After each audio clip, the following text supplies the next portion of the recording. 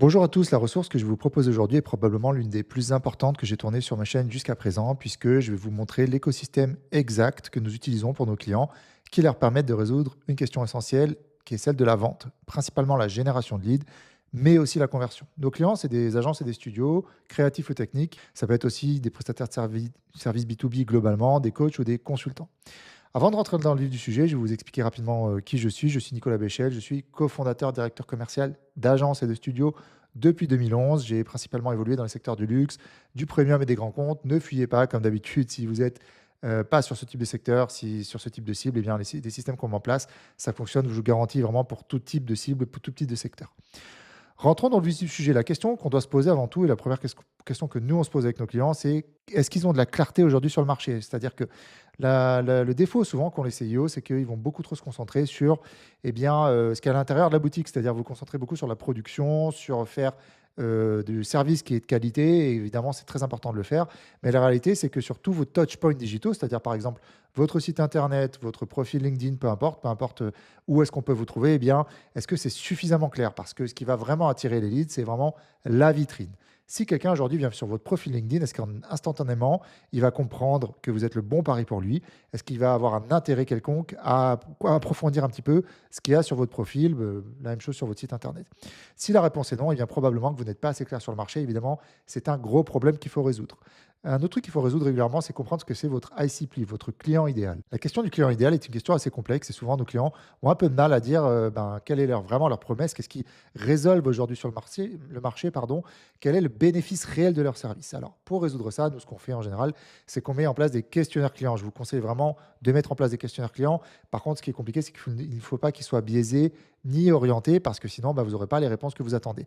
Très intéressant de vous demander à vos propres clients ou à des leads qu'est-ce qu'ils comprennent de votre business, qu'est-ce qu'ils comprennent de votre expertise, qu'est-ce que vous résolvez vraiment chez vos clients aujourd'hui, qu'est-ce que vous leur avez apporté profondément, qu'est-ce que vous avez résolu chez eux. Parce que le jour où vous avez compris ça, eh bien, vous allez déjà pouvoir avoir une promesse, un positionnement qui est beaucoup plus clair, évidemment. Et deuxième chose, c'est que vous allez pouvoir ensuite prendre la parole en ligne avec un contenu qui est très expert. Et c'est ça, vous allez voir, qui est vraiment une clé fondamentale dans la génération de leads. C'est ça qui nous permet aujourd'hui d'avoir des dizaines de rendez-vous par semaine pour nos clients et pour nous-mêmes. OK.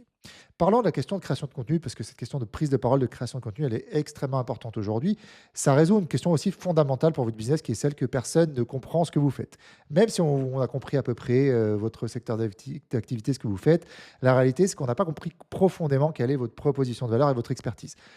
Pour comprendre ça, il va falloir que vous fassiez du contenu, ce qu'on appelle qui est bas de funnel. Un contenu bas de funnel, qu'est-ce que ça veut dire? Ou bottom funnel en anglais. Ça veut dire que c'est un contenu qui va vraiment montrer votre expertise. Et l'objectif, c'est avant tout d'éduquer votre marché. Admettons qu'aujourd'hui, vous visiez, je ne sais pas, des ETI, des PME ou des grands groupes, peu importe, et que ce soit par exemple des directeurs de la communication. La question que vous devez vous poser, c'est chaque matin, le directeur de communication, il arrive au bureau et lui-même, il a ses propres enjeux, il a ses propres objectifs, il a ses propres problématiques à résoudre, il a ses propres points de douleur, des choses qui le bloquent, vous voyez, qui l'empêchent d'avancer. Si vous créez du contenu et que de ce contenu, vous arrivez à l'éduquer, à lui expliquer comment résoudre certains problèmes spécifiques, peut-être comme je suis en train de le faire aujourd'hui, vous voyez, aujourd'hui, je tourne un contenu que je vais mettre sur YouTube, ensuite je vais mettre sur LinkedIn, je vais publier aussi sur Instagram potentiellement, et ça va permettre peut-être à certains leads, certains CIO d'agences et de studios, de comprendre qu'ils font peut-être pas exactement les bonnes choses aujourd'hui. Par exemple, aujourd'hui, si vous vivez principalement sur l'entrant, le réseau et la recommandation pour vivre, potentiellement, vous êtes un peu fragile sur le marché. Peut-être que vous devriez mettre ce type de système en place. Et là, ce que j'essaie de vous donner, c'est des conseils actionnables pour directement les appliquer dans votre business. Et mon pari, c'est que certains d'entre vous, ils vont comprendre du coup au passage notre expertise, à quel point on est efficace pour nos clients. En tout cas, du moins, ils vont comprendre qu'on connaît, on sait de quoi on parle. Ils vont comprendre aussi ce qu'on résout. Qu'est-ce qu'on fait, nous, au quotidien, pour aider nos clients? Ils vont comprendre ça et ça va peut-être vous donner envie de prendre rendez-vous avec nous. Vous devez faire la même chose pour vos leads. Vous devez absolument faire la même chose sur le marché. C'est quand vous prenez la parole sur le marché de manière très spécifique, très experte, en proposant du contenu que vos leads ont envie de consommer, que vous allez vraiment créer un intérêt sur les leads que vous voulez viser. Aujourd'hui, une erreur que font la plupart des gens qui créent du contenu, c'est qu'ils créent du contenu un peu trop, ce qu'on appelle haut de funnel, c'est-à-dire top funnel. Ils vont créer du contenu un peu grand public, où ils vont se contenter simplement de publier de manière un peu institutionnelle ce qu'ils ont réalisé. Ça ne suffit pas pour qu'on comprenne votre expertise. Donc, il faut qu'on puisse craquer le code de la valeur. Nous, ce qu'on fait, c'est qu'avec nos clients, en général, ce qu'on va vouloir faire, c'est craquer le code de la valeur. Qu'est-ce que ça veut dire la valeur? Comment ils peuvent apporter de la valeur dans le marché, puisque on est dans une époque de what you give is what you get. C'est-à-dire que toute la valeur que vous allez donner sur le marché va vous le rendre en cash, en contrat. OK?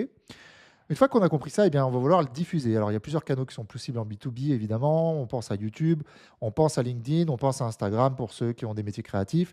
Il est très intéressant, évidemment, de créer du contenu bien sur ces canaux-là et de le diffuser sur ces canaux-là. On n'est pas obligé de tout faire. On peut le faire step by step. On peut commencer par LinkedIn, par exemple, et ensuite aller sur YouTube un petit peu plus tard, aller sur Instagram un peu plus tard. C'est pas un problème.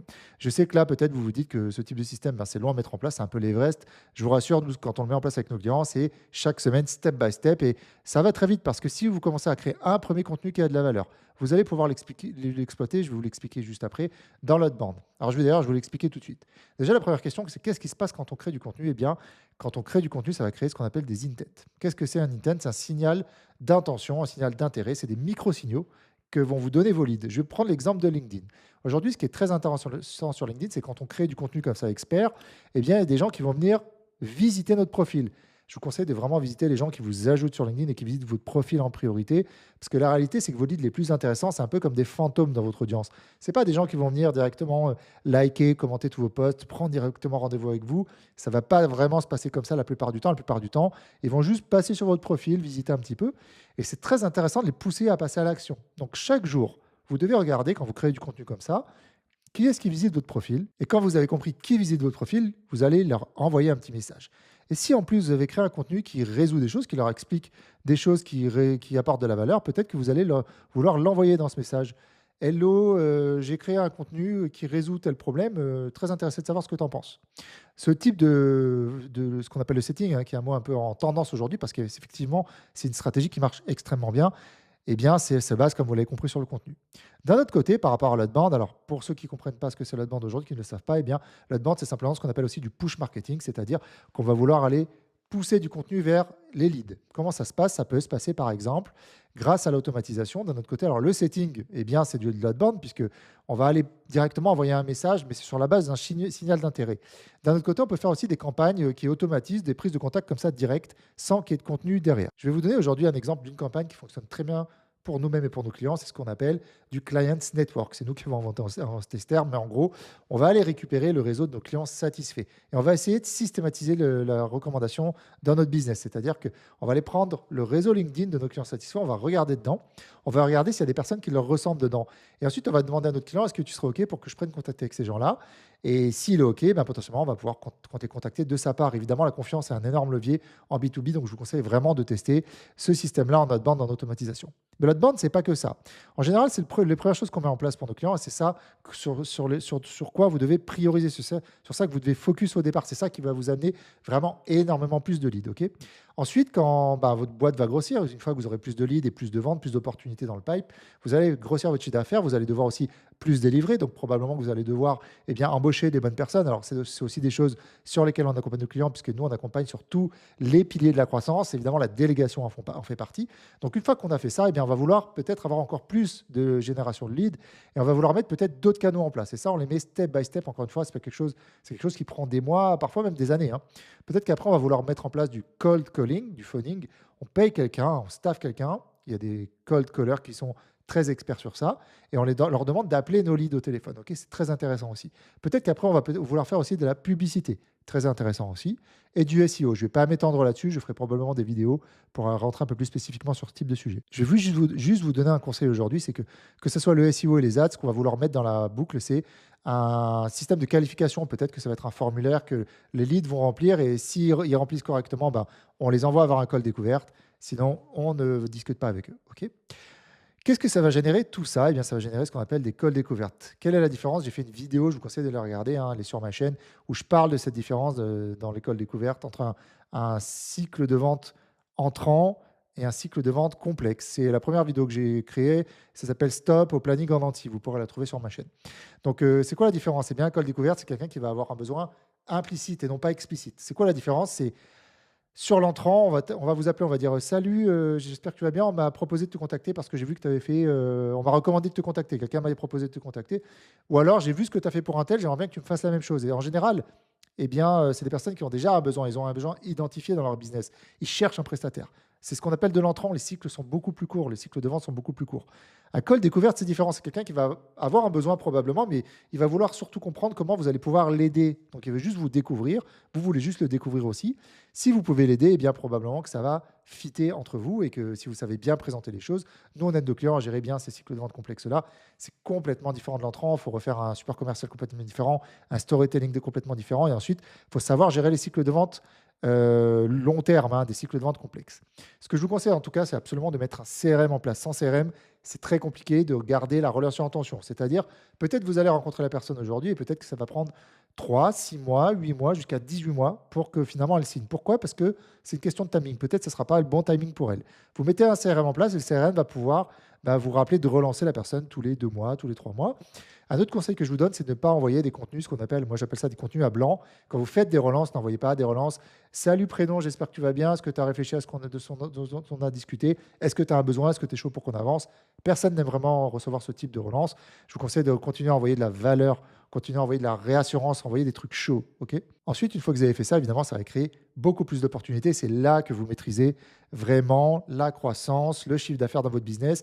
Vous arrêtez d'avoir des plannings nantis, vous arrêtez d'avoir des plafonds de verre, vous avez une croissance linéaire parce que vous maîtrisez enfin ce qui rentre dans votre business, les opportunités dans votre business. Merci de m'avoir écouté jusqu'ici. Comme promis, comme je vous disais en intro, bien, ce que je vous offre aujourd'hui, et c'était ça ma promesse, je vous offre 30 minutes de coaching gratuit. C'est vraiment 30 minutes de coaching gratuit. On va se découvrir, on va prendre le temps de regarder. Moi, je regarderai si on peut vous aider ou non. Si c'est le cas, ben, je vous le dirai. Et surtout, je vais vous donner minimum 3 conseils actionnables sur mesure pour votre business. C'est encore moi qui prends les rendez-vous aujourd'hui. Ça sera bientôt plus le cas, donc n'hésitez pas à prendre rendez-vous tout de suite, parce que sinon, ben, ça sera plus moi qui les prendra dans le futur. Il y aura le lien calendrier en description de la vidéo YouTube. Vous pouvez le trouver aussi sur LinkedIn. N'hésitez pas à commenter. Je répondrai à tous les commentaires. Et si vous avez des questions, je répondrai directement en commentaire. À liker si vous avez aimé ce contenu. Et bien sûr, à nous suivre à suivre ma chaîne parce que je vais publier des vidéos comme ça toutes les semaines. Je vais essayer d'envoyer un maximum de valeur de plus en plus précis. Merci beaucoup et à très vite.